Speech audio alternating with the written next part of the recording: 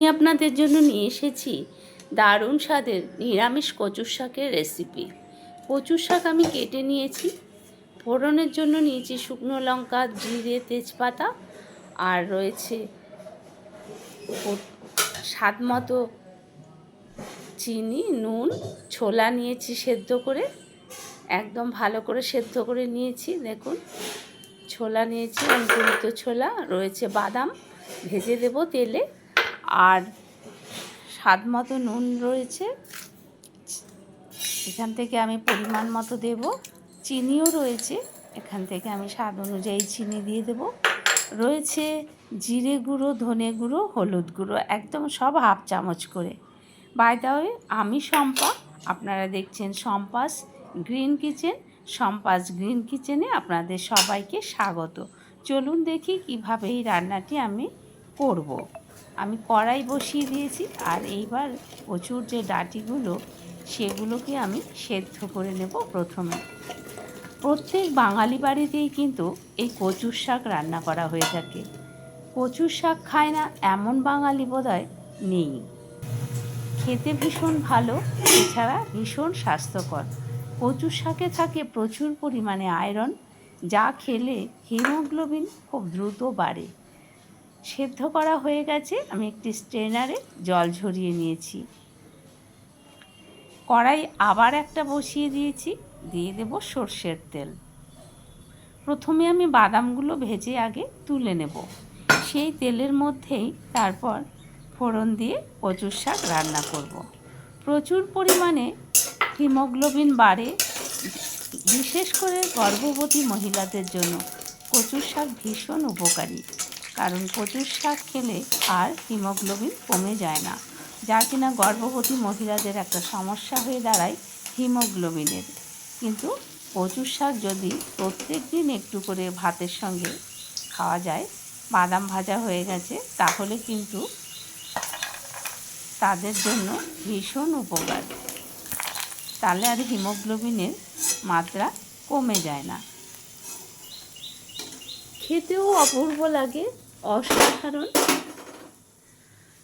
রান্না করাও সহজ। কচুর শাক অনেক রকমভাবেই রান্না করা যায়। দিয়ে দিলাম শুকনো লঙ্কা। আমি কিন্তু আলাদা আর কাঁচা লঙ্কার ব্যবহার করব না। এই শুকনো লঙ্কা যে আমি দু টুকরো করে দিলাম, এটাই ঝালের কাজ করবে, আলাদা আর কোনো লঙ্কা আমি ব্যবহার করব না। হাফ চামচ গোটা জিরে দিয়ে দিলাম, দিয়ে দেব তেজপাতা। শুকনো লঙ্কা আরও দুটো ছিল, পড়ে চারগে নেড়ে চেড়ে নিলাম। সুগন্ধ বেরোলে আমি কচুর শাকগুলো দিয়ে দেব। আরেকটা ইনগ্রিডিয়েন্টসের কথা বলতে আমি ভুলে গেছি, যা কিনা রয়েছে নারকোল কোড়া। নারকোল কোড়া দিয়ে কচুর শাক কিন্তু সত্যি দারুণ সুস্বাদু হয়, অপূর্ব খেতে হয় এই নারকেল কোড়া দিয়ে কচুর শাক। দেখুন, নাড়াচাড়া করে নিচ্ছি। এবার দিয়ে দিলাম মশলাগুলো, জিরে, ধনে, হলুদ গুঁড়ো, নুন দিয়ে দিলাম স্বাদ মতো। আমি কিন্তু সেদ্ধ করার সময় কোনো নুনের ব্যবহার করিনি।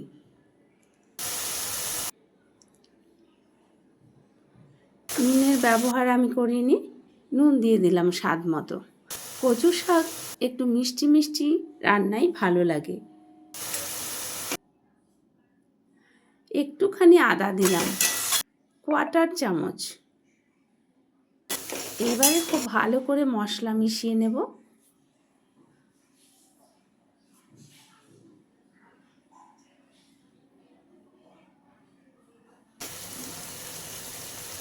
খুব ভালো করে মশলা আমি মিশিয়ে নেব।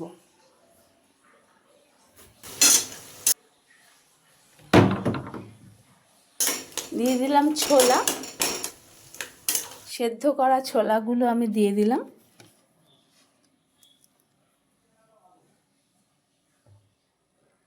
খুব ভালো করে মিশিয়ে নিচ্ছি।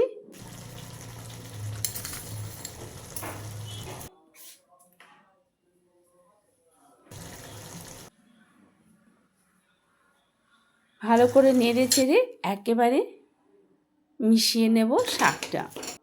শাক যত মোলায়েম হবে কচু শাক খেতে ততটাই সুস্বাদু। দিয়ে দিলাম চিনি স্বাদ মতো। ঝাল, নুন আর চিনি আপনারা যে যার স্বাদ অনুযায়ী দেবেন।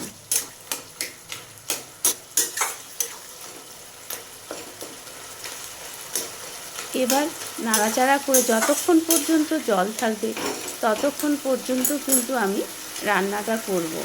জল একেবারে শুকিয়ে গেলে তারপরে কিন্তু আমি নামিয়ে নেব। দুপুরবেলা গরম গরম ভাতের সাথে এইরকম সুন্দর একটি কচুর শাক কিন্তু দারুণ উপাদেয়। আর যারা নিরামিষ ভোজী, যারা শুধুমাত্রই নিরামিষ খান, তাদের জন্য কিন্তু এই রেসিপিটি একেবারে পারফেক্ট। সম্পাস গ্রিন কিচেনে সম্পূর্ণ বাঙালি নিরামিষ রান্নাগুলো কিন্তু আপনারা পেয়ে যাবেন। দিয়ে দিলাম নারকেল কোড়া। অসাধারণ হয় এইভাবে কচুর শাক রান্না করলে।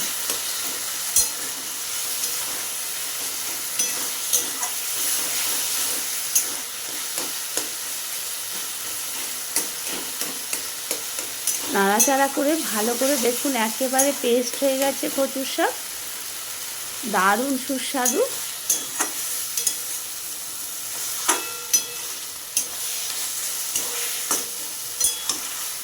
শাক কিন্তু রেডি। শাক প্রায় রেডি হয়ে গেছে দেখুন। দেখুন কত সুন্দর কচুর শাক রান্না হয়ে গেল। খুব চটজলদি হয়ে যায়। একবার সেদ্ধ করে নিতে পারলে কচুর শাক রান্না করতে কিন্তু আর বেশিক্ষণ সময় লাগে না।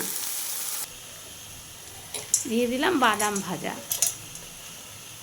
অপূর্ব লাগে, এভাবে একবার রান্না করে দেখবেন।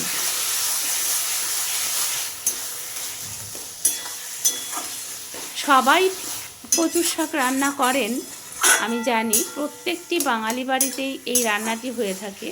তবে আমি যেভাবে করলাম সেভাবে একবার রান্না করে দেখবেন, অসাধারণ লাগবে।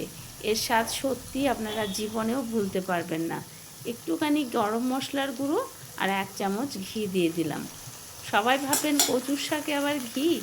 হ্যাঁ, যেহেতু এটা নিরামিষ রান্না তাই এর মধ্যে একটু ঘি দিলাম, না হলে কিন্তু ভালো লাগবে না। ঘি, গরম মশলা না দিলে যে কোনো নিরামিষ রান্নাতেই ঘি আর গরম মশলা মাস্ট। কচুর শাক রেডি হয়ে গেছে। তারপরে একটু সার্ভিং প্লেটে আপনাদের সার্ভ করে দেখাবো। দুপুরবেলা লাঞ্চের সময় গরম গরম ভাতের সঙ্গে এই রকম সুন্দর কচুর শাক তুলনা নেই, জাস্ট কোনো কথা হবে না। আমি একটি সার্ভিং প্লেট নিয়েছি, এর মধ্যে আমি সার্ভ করে দেখাচ্ছি। দেখুন আমি স্প্যাচুলা দিয়েই নামাচ্ছি, কোনো হাতা টাতা নিইনি। দেখুন কত সুন্দর কচুর শাক রান্না হয়ে গেল কয়েক মিনিটের মধ্যে।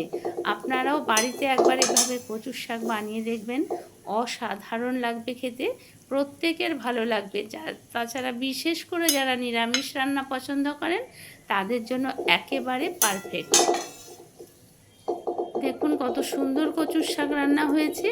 রেসিপিটি কেমন লাগলো কমেন্ট করে জানাতে কিন্তু ভুলবেন না। আরও নতুন নতুন আপডেট পেতে আমার চ্যানেলটিকে সাবস্ক্রাইব করে বেল আইকনটি অবশ্যই প্রেস করে দেবেন, তাহলে সবার আগে নোটিফিকেশান আপনার কাছে পৌঁছে যাবে। দেখুন কত সুন্দর হয়েছে কচুর শাক। একটুখানি নারকেল কোড়া আমি ওপরের দিক দিয়ে ছড়িয়ে দিলাম গার্নিশিংয়ের জন্য। অসাধারণ লাগবে খেতে, অসাধারণ হয়েছিল খেতে। আপনারা বাড়িতে একবার এভাবে কচুর শাক রান্না করে দেখবেন, অসম্ভব সুস্বাদু হয়। দেখুন কত সুন্দর হয়েছে। কচুর শাকের উপকারিতা সহ আমি ভিডিওটি পোস্ট করলাম। দেখুন কত সুন্দর হয়েছে। আপনারা সকলে ভালো থাকবেন। এবার গরম গরম ভাতের সাথে খাওয়ার পালা।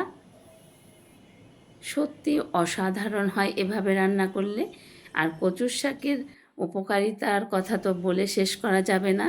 প্রচুর ক্যালসিয়াম, প্রোটিন আর আয়রনে ভরপুর এই কচু শাক।